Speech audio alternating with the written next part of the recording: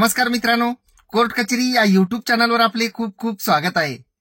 आज आपण एक नवीन विषय घेऊन आलेलो आहोत। आपल्या सर्वांना माहित आहे की जेव्हा माननीय न्यायालयामध्ये एखादा वाटपाचा दावा दाखल होतो आणि माननीय न्यायालयामध्ये वाटपाचा दावा दाखल झाल्यानंतर त्या दाव्यामध्ये वाटपाचा हुकुमनामा होतो, प्राथमिक हुकुमनामा होतो, हिस्से ठरवले जातात की ज्यांनी दावा दाखल केलेला आहे त्यांना त्या दाव्यामध्ये लिहिलेल्या मिळकतीमध्ये किती हिस्सा आहे याबद्दल जे आहे ते माननीय न्यायालय त्यांचे हिस्से ठरवतात।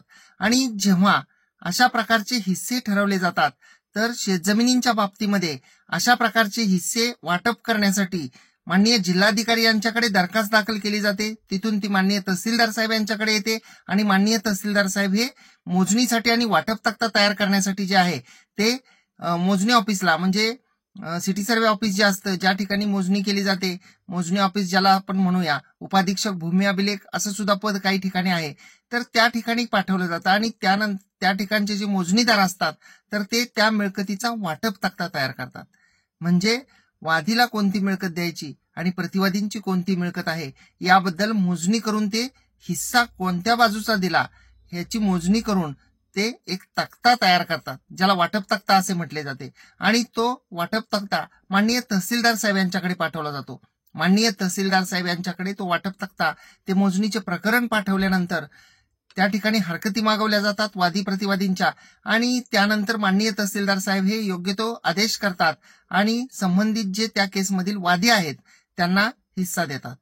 तर आपला आजचा महत्वाचा विषय या संपूर्ण प्रकरणामधला असा आहे की बऱ्याच केसेसमध्ये असे पाहण्यात आलेले आहे की माननीय न्यायालयामध्ये जेव्हा एखादा दावा दाखल केला जातो वादीतर्फे, म्हणजे जो दावा दाखल करतो त्याला आपण वादी असं म्हणतो, ज्यांच्या विरुद्ध दावा दाखल केला जातो त्यांना प्रतिवादी असं म्हणतो। आणि जेव्हा अशा प्रकारचा दावा दाखल केला जातो त्याच्या अंमलबजावणीसाठी दरखास्त दाखल केली जाते, वाटप तक्ता तयार होतो, तर वाटप तक्ता तयार करीत असताना जे मोजणीदार असतात ते मोजणीदार हुकुमनाम्याप्रमाणे वादींना त्यांचा हिस्सा वेगळा करून एक दिशा दाखवतात, क्षेत्र दाखवतात की हा वादीचा हिस्सा आहे असं म्हणून, आणि उर्वरित जे क्षेत्र आहे ते संपूर्ण जे प्रतिवादी त्या दाव्यातील आहेत तर ते संपूर्ण क्षेत्र प्रतिवादींचं असं म्हणून त्या सर्वांना एकत्रित करून वाटप तक्ता करतात।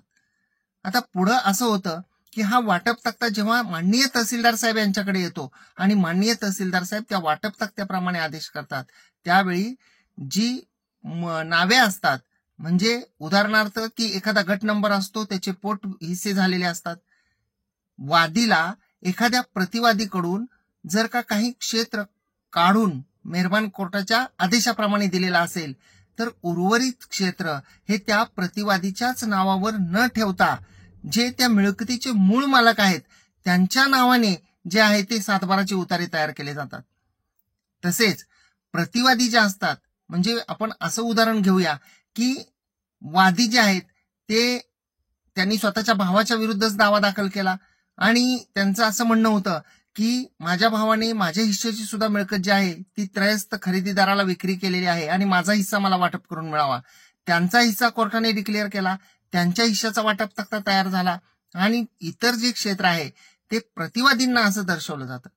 जेव्हा त्या प्रतिवादीपैकी जे 1 नंबर 2 नंबर कोणी प्रतिवादी असतील की ज्यांचा हिस्सा होता पण त्यांनी तो विक्री केलेला आहे, त्या उतार्यावर खरेदीदाराचं नाव सुद्धा होतं, परंतु वाटपामध्ये त्या खरेदीदाराचं पूर्ण नावच उडवलं जातं, त्या ठिकाणाहून कमी केलं जातं आणि ज्या व्यक्तीनं स्वतःचा हिस्सा त्या खरेदीदाराला विक्री केलेला आहे तर त्या मूळ मालकाचं जे नाव आहे ते सातबाराच्या उतार्यावर जे आहे ते नोंदवलं जातं।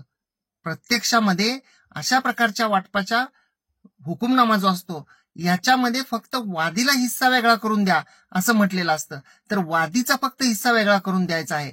हे न करता प्रतिवादी जे आहेत ज्यांनी मिळकतीची विक्री केली आहे किंवा माननीय न्यायालयानं ज्यांचे हक्क हिस्सेच ठरवलेले नाहीत तर त्यांचीही नावं अशा प्रकारच्या कोर्ट वाटपाची हुकुमनाम्याच्या अंमलबजावणी करीत असताना प्रकरणं अशी घडत आहेत। आणि त्यामुळं जे उतार्यावर पूर्वीच्या म्हणजे वाटपाचा दावा दाखल करीत असताना ज्यांची नावं होती आणि ज्यांच्या हक्काबद्दल हिश्श्याबद्दल वाद सुद्धा नाहीत किंवा त्यांनी काही क्षेत्र जास्त घेतलेलं आहे त्यामुळं त्यांचं काही क्षेत्र जे आहे ते वादीला गेलेलं आहे, तर उर्वरित क्षेत्र त्यांना राहणं आवश्यक असतं. उर्वरित क्षेत्राबद्दल त्यांचा सातबाराचा उतारा तयार होणं गरजेचं असतं. परंतु असं न होता वादीला हिस्सा देत असताना सगळ्याच्या सगळ्या प्रतिवादींची नावं सुद्धा ही मेहरबान कोर्टाचा आदेश नसताना सातबाराच्या उतार्यावर जे आहेत ती नोंदवली जात आहेत. मग त्यानंतर तो हुकुमनामा जो केलेला आहे, हुकुमनाम्याची अंमलबजावणी माननीय तहसीलदार साहेब यांनी ती बेकायदेशीर आहे म्हणून माननीय उपविभागीय अधिकारी यांच्याकडे जे आहे ते आपल्याला अपील दाखल करावं लागतं आणि खूप सारे गुंते वाढतात. त्यामुळे जर का वाटप तक्ता तयार झालेला असेल, आणि मी उदाहरण देतो म्हणजे आपल्याला आणखी स्पष्ट होईल की 2 भाऊ आहेत आणि एका भावाने दुसऱ्या भावाच्या हिश्श्यासह संपूर्ण हिस्साच एखाद्या खरेदीदाराला दिलेला आहे, किंवा 2 एकर जमीन आहे आणि त्या भावाला 1 एकर येत असताना त्यांनी 1.5 एकर विकलेली आहे. परंतु माननीय न्यायालयाने त्या दुसऱ्या भावाचा 1 एकर हिस्सा आहे असं ठरवलंय. तर तसा वाटप तक्ता झाल्यानंतर जेव्हा त्या भावाने, जो दुसरा भाऊ आहे, त्यांनी खरेदी खत दिलेलं आहे 1 एकराचं, 1.5 एकराला खरेदीदाराचं नाव लागलेलं आहे आणि माननीय न्यायालयाचा हुकुमनामा झाल्यानंतर त्या जो खरेदीदार आहे त्याच्याकडून अर्धा एकर क्षेत्र जे आहे ते काढून घेण्यात आलेलं आहे आणि ज्याने हुकुमनामा मिळवला त्याला 1 एकर क्षेत्र देण्यात आलेलं आहे. आणि जे उर्वरित राहिलेलं क्षेत्र आहे तर ते खरेदीदाराच्याच नावानं राहणं हे आवश्यक आहे. कारण माननीय न्यायालयाने त्या हुकुमनाम्यामध्ये ते जे 1 एकर क्षेत्र आहे ते प्रतिवादीला द्यावं असं म्हटलेलंच नसतं. आणि तसं म्हटलेलं नसताना सुद्धा ज्या प्रतिवादीने विक्री केलेलं आहे क्षेत्र, दावा दाखल करताना खरेदीदार त्या दाव्यामध्ये समाविष्ट आहेत, तरी सुद्धा विक्री केलेल्या मूळ मालकाची नावं जी आहेत ती सातबाराच्या उतार्यावर लावली जात आहेत आणि यामुळं खूप सारे गुंतागुंती होत आहेत. त्यामुळे हुकुमनाम्याची अंमलबजावणी करीत असताना त्या हुकुमनाम्यामध्ये माननीय न्यायालयाने ज्यांना हिस्से दिलेले आहेत त्यांच्याच हिस्स्याचे फक्त वाटप करावे लागते आणि जे उर्वरित क्षेत्र आहे ते जसेच्या तसे ठेवावे लागते. जर का एखाद्याकडून त्या वाटपामध्ये जास्ती क्षेत्र खरेदी घेतलं किंवा जास्तीचा हिस्सा घेतलेला असेल आणि त्यातलं काही क्षेत्र जर काढून वादीला दिलेलं असेल तर उर्वरित जे आहे ते जसंच्या तसं राहणं आवश्यक असतं. परंतु असं होत नाही. त्या खरेदीदाराचं नाव उडवलं जातं आणि मूळ मालकाचं नाव लावलं जातं. मूळ मालक मयत असतील तर त्यांच्या वारसाची नावं लावली जातात. मग ते वारस आणि ते मूळ मालक हे कोर्टाच्या हुकुमनाम्याने ती जमीन आम्हालाच कोर्टाने दिलेली आहे असे म्हणून वाद करतात, कब्जा घालण्याचा प्रयत्न करतात, प्रसंगी दावे सुद्धा दाखल करतात न्यायालयामध्ये. आणि जे खरेदीदार असतो की ज्याच्याकडून दिवाणी न्यायालयाच्या आदेशाप्रमाणे कायदेशीररित्या जो हिस्सा आहे तो काढून घेऊन वादीला दिलेला आहे आणि उर्वरित जे क्षेत्र आहे ते त्यांनी खरेदी खत घेतलेलं आहे, त्याच्याबद्दल, त्या खरेदी खताबद्दल जे आहे ते कोणताच आदेश नाही माननीय न्यायालयाचा हुकुमनाम्यामध्ये, तरी सुद्धा त्या खरेदीदाराला या सगळ्या गोष्टींना फेस करावं लागतं.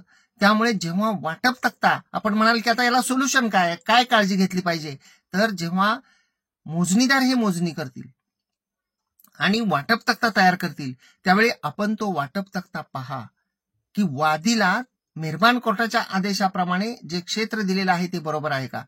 दिशेबद्दल काही आपली तक्रार असेल तर आपण दिशेबद्दल तसं आपण हरकत द्यावी आणि जे उर्वरित क्षेत्र आहे त्या उर्वरित क्षेत्राबद्दल माननीय न्यायालयाच्या आदेशाप्रमाणे, म्हणजे माननीय न्यायालयाचा कोणता आदेशच नसेल तर उर्वरित क्षेत्र हे दावा दाखल करताना जे पक्षकार होते, ज्यांचे नावं उतार्यावर होते त्यांनाच ठेवण्यात आलेलं आहे का त्या उर्वरित क्षेत्रामध्ये काही इतर लोकांची नावं जी आहेत ते ऍड केली गेलेली आहेत.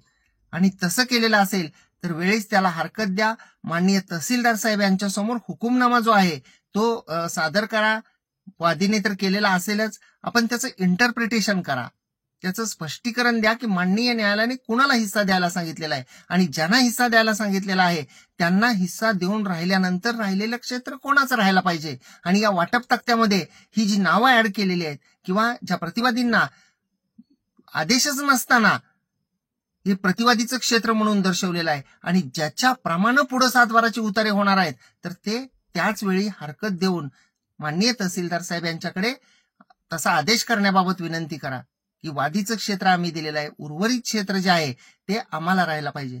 आपल्याला जर ही माहिती आवडली असल्यास या माहितीला एक लाईक करा, या व्हिडिओला जास्तीत जास्त शेअर करा आणि आपण जर हा व्हिडिओ कोर्ट कचेरी या युट्यूब चॅनलवर पाहत असाल आणि अद्याप आपण सबस्क्राईब केलेलं नसेल तर सबस्क्राईब जरूर करा.